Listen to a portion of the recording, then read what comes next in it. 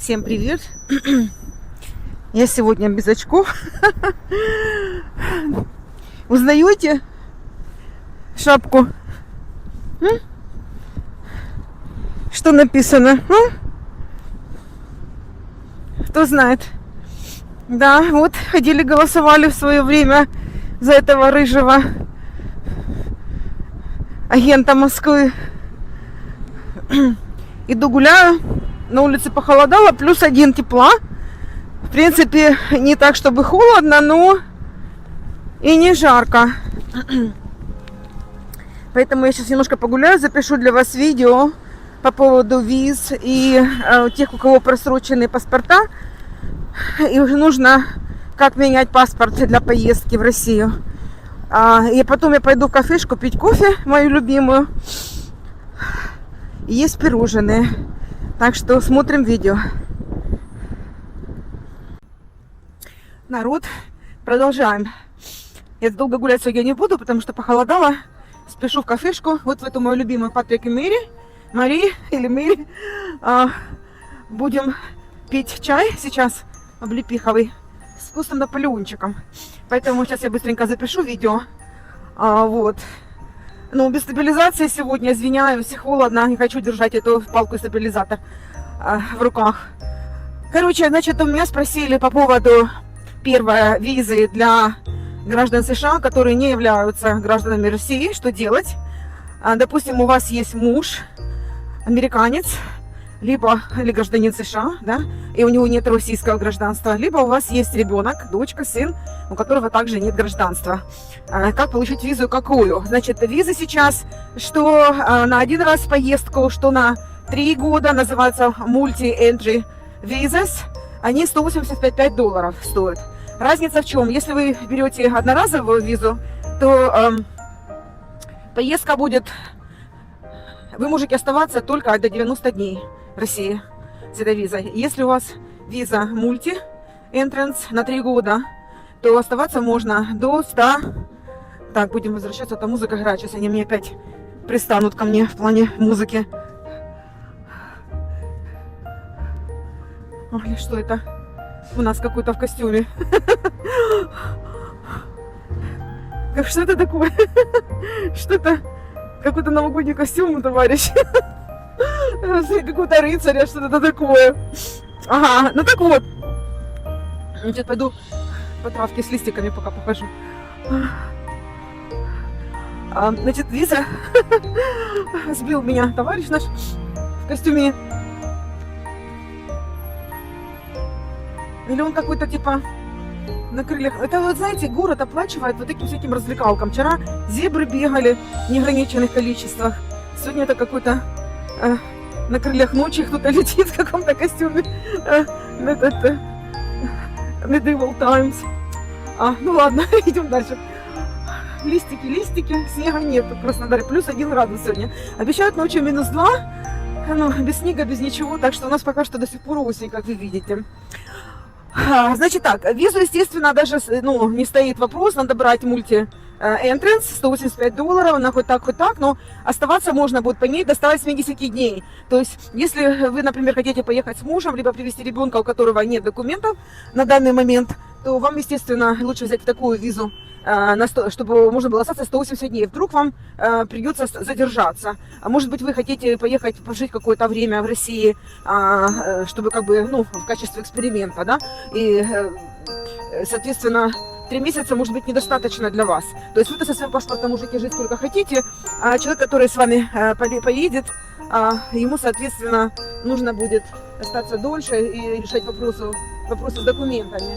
Вот, поэтому я советую, естественно, чтобы взяли вот эту вот multi-entrance визу, $185 не такие уже бешеные деньги, и он может с вами до 180 дней оставаться. Значит, что я сейчас информацию вам скажу, которую, может быть, вы не найдете в интернете, все остальное вы можете почитать на сайтах консульства, посольства и так далее. Значит, сейчас я скажу кое-что за хьюстонское, конкретно консульство. В Хьюстоне, значит, отменили виза-центр, да? Раньше, если вы когда-нибудь меняли паспорта, либо получали какие-то документы в консульстве в Хьюстоне, у них работал виза-центр. То есть можно было документы, связаться с этим виза-центром, документы сложить в конвертик, отправить этому визу-центру, там дополнительно что-то надо было платить, и они сами относили, и им можно было послать чек или money order. Значит, сейчас в связи с санкциями, во-первых, вообще не принимают никакие ни money order, ни чеки, ничего, только наличные. То есть вы, когда поедете в посольство in person, то есть лично, в консульство, извините, в Хьюстоне, так же, как и, по-моему, и в Вашингтоне, у нас еще, по-моему, Нью-Йорк остался, Вашингтон работающее отделение, нужно ввести наличку. Когда вы, значит, паспорт будете подавать там на гражданство или на что-то, например, если будете посылать что-то в конверте, вам придется в конверт вкладывать наличку, и вы как бы знаете, что это на ваш риск того, что вы положили наличку в конверт, потеряется, не потеряется, это на ваш собственный риск. Значит, дальше. По идее, поскольку нет виза-центра больше, я, во-первых, советую всем обязательно созваниваться с посольством, с консульством, с Хьюстонским. Я думаю, что другие работают точно так же. Я расскажу про свой опыт с Хьюстоном. Значит, во-первых, можно позвонить. Во-вторых, пишите им имейлы. У них есть имейл на сайте, и можно им писать имейл, и они очень быстро отвечают обратно. Вплоть до того, что я написала имейл, спрашивая там кое-какие вопросы по поводу визы, как быстро они сделают визу, сколько сейчас это занимает, и что делать, если мой сын не может лично приехать в Хьюстон, получить, на визу подать документы, да? То есть они говорят сейчас на сайте, что подавать нужно лично. То консульство, я так понимаю, сейчас не очень занято, потому что количество американских граждан, которые подают на визу, видимо, очень сильно упало. И, они совершенно без всяких проблем, мне консул сам лично перезвонил. То есть я написала просто имейл с вопросами, а он мне лично перезвонил. То есть он мне перезвонил и подробно мне по телефону все рассказал. То есть мой вопрос был в том, что, например, мне нужна виза ребенку, у него нет совершенно времени съездить в Хьюстон, потому что у нас ехать почти 5 часов от Далласа до Хьюстона, туда и обратно столько же, да, то есть, соответственно, это целый день практически займет поездка. Если лететь на самолете, то в итоге пока security пройдешь, пока через вот эту, досмотр пройдешь, то пока сядешь на самолет, прилетишь, оно, в принципе, то на то и выйдет. То есть еще вопрос, еще ты же не знаешь, сколько тебя продержат в посольстве, сколько займет времени, вдруг что-то придется там допечатывать или нотаризировать, или что-то делать, доносить что-то, брать билет и, допустим, не успеть на самолет тоже проблематично. Но даже в основном для меня это сама поездка в аэропорт, надо там быть за час, пройти таможню, не таможню, а вот security, там в очереди просидишь, пока погрузка, пока выйдешь с аэропорта. В общем, те же 4 часа, только у вас нету никакой flexibility, то есть вы привязаны к этому графику, да, в то же время, когда вы на машине, даже то, что 5 часов ехать, то все равно у вас больше flexibility, скажем так. Можете планы менять свои, маршрут свой менять, подстраиваться под свой график. Так вот, значит, я им говорю, что я не могу, мой сын не может приехать, у него начались занятия, уже был сентябрь, поэтому сорвать его с классов, с университета и везти его в Хьюстон за визой, это очень проблематично. Вот, поэтому мой вопрос был такой, могу ли я в визу-центр подать документы, которые в Вашингтоне или в Нью-Йорке, потому что там можно подать через визу-центр без личного присутствия. А в Хьюстоне нельзя. В Хьюстоне, значит, виза-центр открылся, и только лично надо. Вот. Я говорю, на то же время я не хочу подавать Нью-Йорк и Вашингтон, туда только конверт будет идти несколько дней. Вот. И, значит, стоит это, если подавать через виза-центр, где-то в 2 раза дороже. То есть, если так вы приехали из $180, то через виза-центр получалось, я сейчас не вспомню точно, но что-то около 450-480. То есть, даже больше, чем в 2 раза стоит, если подавать через визу-центр. Плюс еще, соответственно, заплатите $50 за срочную доставку документов, там, экспресс-почта или там priority mail. То есть, это все выльется у вас, дофига дороже. Вот. Поэтому я ему это написала. Можно ли сделать так, что я, допустим, подам через Вашингтон или Нью-Йорк виза-центр, пусть я заплачу $500, но ребенку не надо ехать лично. И вот консул такой молодец, вообще там сейчас такие классные люди, новые все консулы, я была там года 2 назад, другие были люди, сейчас другие там совершенно сотрудники, очень классные сотрудники. Этот парень молодой, консул, он лично мне сам позвонил. Он мне лично сам позвонил и сказал, ну зачем вы будете тратить деньги такие и подавать, к нам же присылать в Хьюстон эти документы через Нью-Йорк и через Вашингтон, вы заплатите насколько больше визу центру, и еще время затратится на доставку. Зачем вам тратить эти деньги? Я говорю, ну как зачем? У вас же написано на сайте, что ребенок должен быть лично присутствовать, да, то есть люди должны присутствовать лично, ну как бы у нас нет возможности, то есть вот из-за этого, то есть я готова заплатить больше, но ребенок не может приехать. И он мне говорит, вот это вы не услышите нигде, потому что этого нет нигде на сайте. Он мне сказал, что можно сделать доверенность, то есть ребенок пишет заявление, что он доверяет вам, там, матери или отцу, или там кому-то, привезти документы, подать документы на визу, там, допустим, в консульстве Российской Федерации в Хьюстоне, ну, у вас будет, например, там, в Вашингтоне или Нью-Йорке. Этот момент в Вашингтоне и Нью-Йорке уточняйте, то есть пишите им имейлы или звоните. Вот, наше консульство в Хьюстоне разрешило, я про это никогда не знала, и я бы даже вообще бы об этом не подумала, что это можно, потому что на сайте я перечитала все документы, нигде не написано, что можно подать через доверенность, и что родители могут привезти. Вот, и он такой молодец был, он говорит, я говорю, ну вы знаете, все равно мне 4 часа ехать, мне как бы так не хочется ехать, потому что так долго, 4 часа. А он говорит, может у вас еще какие-то дела заодно, может еще что-то нужно сделать, вы может туда, ну, одним махом раз съездите, все решите все остальные вопросы. А я такая раз и говорю, ой, а у меня у дочери просроченный паспорт российский, и мы не можем восстановить, пока гражданство не подтвердится. Но она тоже, она настолько занята по работе, вот, у меня ребенок работает в финансах в Амазоне, и она летает по командировкам постоянно, то она в Калифорнии, то она в Детройте, то она в Сиэтле, вообще постоянно путешествует, очень занята, сильно ответственная должность у нее.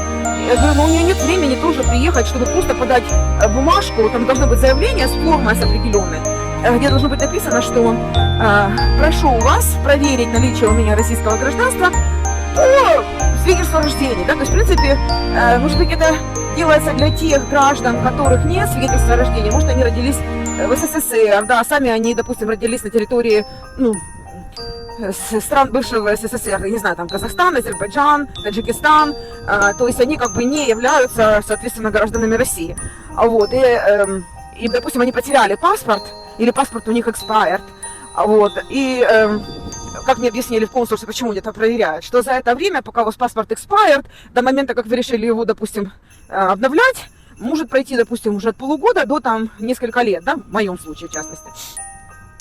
И за это время человек может отказаться от своего гражданства. Ну, есть же страны, где, допустим, говорят, мы вам дадим гражданство там нашей страны, но вы должны отказаться от российского гражданства, то есть нет двойного гражданства. Может, Израиль, я не знаю, какая там страна, с кем там у нас нет двойного гражданства. Но, в общем, они мне сказали, что такие случаи бывают, и порой люди отказываются уже от гражданства, и просто при наличии свидетельства о рождении тебе просто так не выдадут. То есть они проверяют там какие-то базы данных и так далее. Но если ты родился на территории именно РСФСР, не, например, вы родились в Советском Союзе, но такой вот одной из республик, да, не в РСФСР, то там уже могут быть, видимо, проблемы. Потому что свидетельство о рождении у вас будет показано там СССР и Казахстан, и не факт, что вам дадут российское гражданство на основании этого. Если же вы были рождены на территории именно РСФСР, то свидетельства о рождении достаточно, чтобы вам даже при, допустим, потерянном паспорте, либо паспорт, который уже утратил, там, ну, expired, да, как закончил действие свое, то все равно вам выдадут без проблем гражданство. То есть так называемое подтверждение, процедура подтверждения гражданства. Раньше такого не было, паспорт expired, ты там писал какое-то объяснение, какой-то штраф, и было достаточно. Сейчас надо проходить вот эту вот новую процедуру восстановления гражданства. То есть они проверяют, что вы нигде не отказывались, ну, заявление вы не писали никакого об отказе о гражданстве, да, что вы нигде не указывали никакие документы, что вы отказываетесь от гражданства. То есть вас проверяют, ничего у вас такого нету, и вы, соответственно, получаете гражданство. Вот. А потом, когда вы уже получите подтверждение гражданства, вам придет имейл на почтовый ящик и смс, что ваше гражданство подтверждено, но у вас есть. Потом уже с этой бумажкой, с копией своего просроченного паспорта, там заявление о форме на выдачу нового паспорта, вам придется лично идти в посольство или в консульство, лично. И, значит, особенно если это у вас паспорт на 10 лет. Паспорт на 10 лет сейчас, он будет биометрический, то есть там будут у вас брать фотографии само консульство, как положено. Если на 5 лет паспорт, то, в принципе, я так понимаю, что можно по почте отправить. Когда вы уже вот гражданство восстановили, можно отправить и по почте, в само консульство. Там, значит, процедура подтверждения гражданства стоит $60. Сам паспорт я сейчас не помню, сколько стоит, посмотрите сами. Но, по-моему, если на 5 лет, там фотографию можно. Вот тоже я не помню, на 5 лет надо лично или можно по почте, потому что там описаны параметры фотографии. То есть вас там фотографировать не будут, можете свою фотографию привезти. По-моему, можно по почте прислать. Может, я ошибаюсь, я не буду утверждать. Но на биометрический, который на 10 лет, надо именно лично. То есть есть у них там система, где можно записаться на прием к консулу. И когда вы запишетесь на прием, сейчас, в принципе, очередей нет.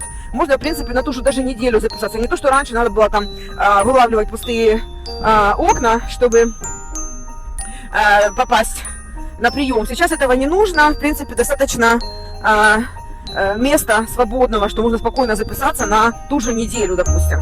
Не надо там in advance за 2 месяца записываться. Вот, значит, то есть по биометрии вас будут фотографировать на 10 лет. Поэтому тут придется ехать лично, хочешь не хочешь. Единственное, что забирать паспорт можно через конверт. То есть вы заранее напечатаете этот shipping label, возьмете конверт, допустим, Priority Mail, припечатаете туда этот shipping label, и вы его потом, когда привезете документы, вы его оставите в посольстве. И вам этот паспорт вложат в этот конверт, который вы предоставите. Вот, и вам паспорт придет по почте, то есть вам не нужно будет лично ехать его забирать. Это плюс, естественно. Вот. И визу сыну, та же песня. Когда вы поедете, допустим, подавать документы на визу мужу или сыну, допустим, по доверенности, заранее купите, возьмите на почте конверт, распечатайте обратный этот shipping label, прилепите к конверту, и когда вы подадите документы на вот, мультивизу, в российскую визу для своего там релатив, да, члена семьи, то вы этот конверт оставите в консульстве. Мне пришел спокойно совершенно паспорт сына с визой на 3 года, российская, вот $185. Не забудьте, что только наличными, никакие сейчас money order, никакие чеки консульство не принимает, только наличные, потому что SWIFT у них закрыли за санкции, и теперь только нужно наличку приносить. Вот, в общем, я получилось, что когда он мне позвонил консул, он мне сказал, что вы можете убить 2 зайцев одним приездом, но в общем он меня убедил, что приехать стоит, потому что документы дочкины тоже приняли у меня, причем у нее приняли вообще без доверенности, ничего не нужно было на восстановление гражданства, просто я все ее документы привезла с вот таким вот обратным, обратный конверт мне не нужен был, потому что приходит извещение по имейлу. Вот. Сын, значит, написал в произвольной форме, я нашла какую-то форму в интернете, если вам интересно, я могу ее найти, кому нужно, напишите мне в комментариях, что вам интересно, как это заявление написать, как его оформить, я найду образец.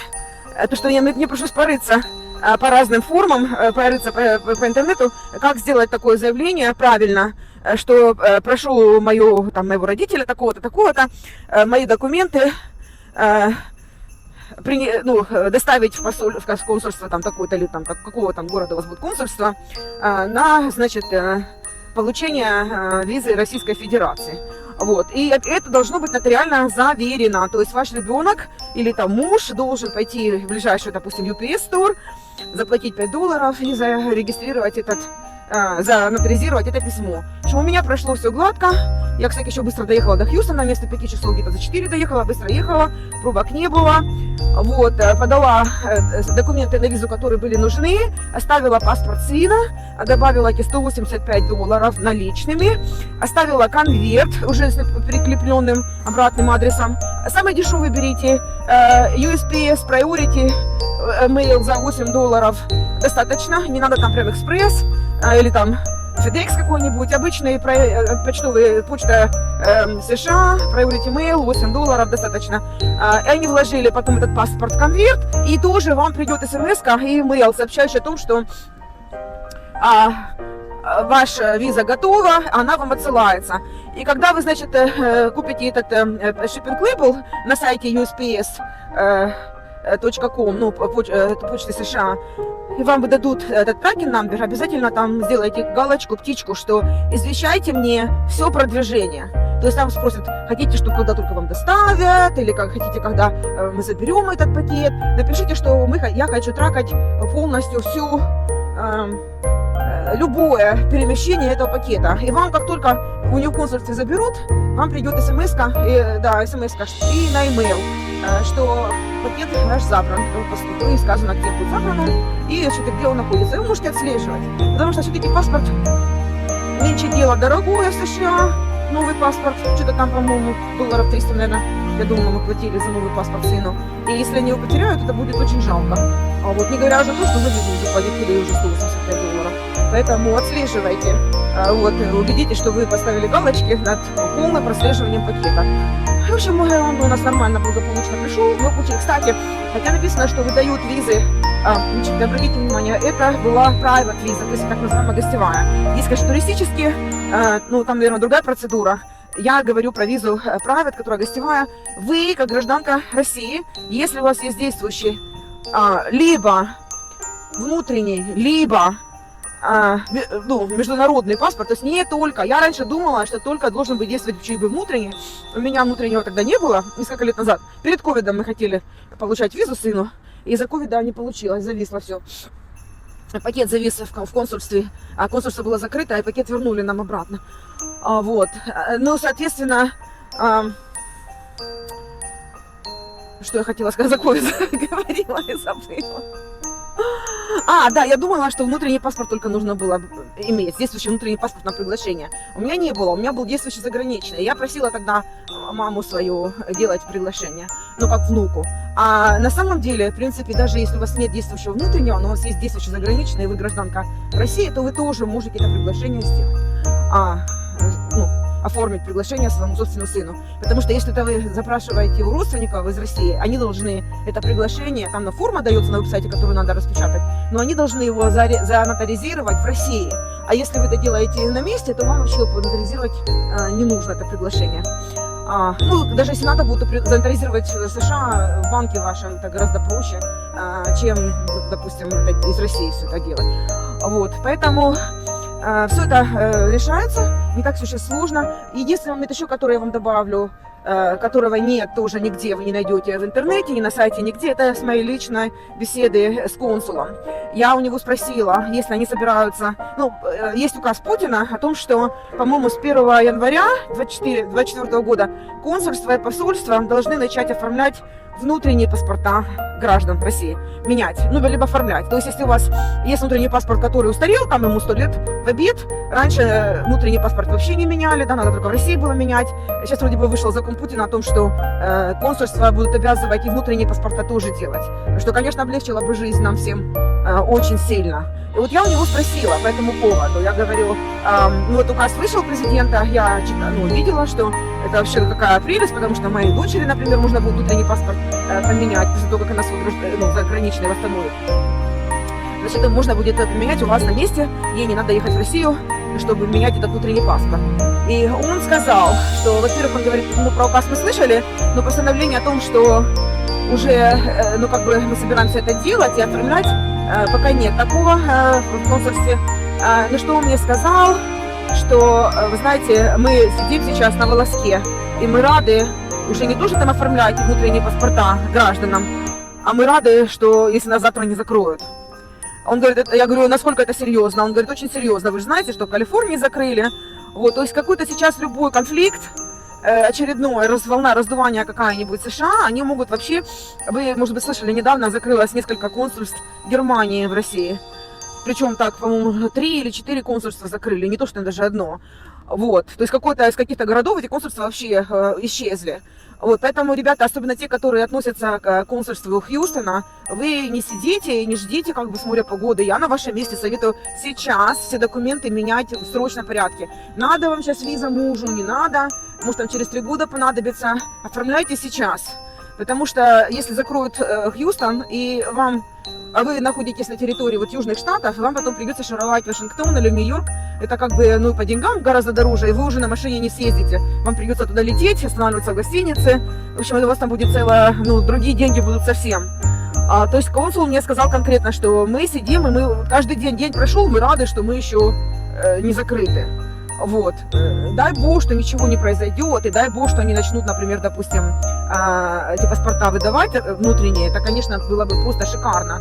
Это, ну, столько людям бы помогло. Я бы тоже летела, когда в Россию, у меня был бы уже действующий внутренний паспорт, я бы просто время много сохранила. Вот. Но такая как бы возможность есть. И это те, кто просрочил свое гражданство, вам придется идти через процедуру гражданства. Это не сложно, документы очень простые, стоят это 60 рублей, 60 долларов, извините.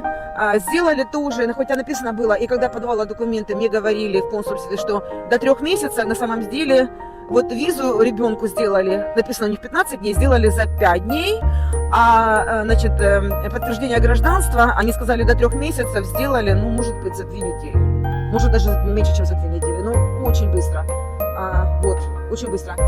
Я просто торопилась, я хотела все документы оформить, потому что я знала, что я уже улетаю в Россию, у меня уже были билеты на самолет.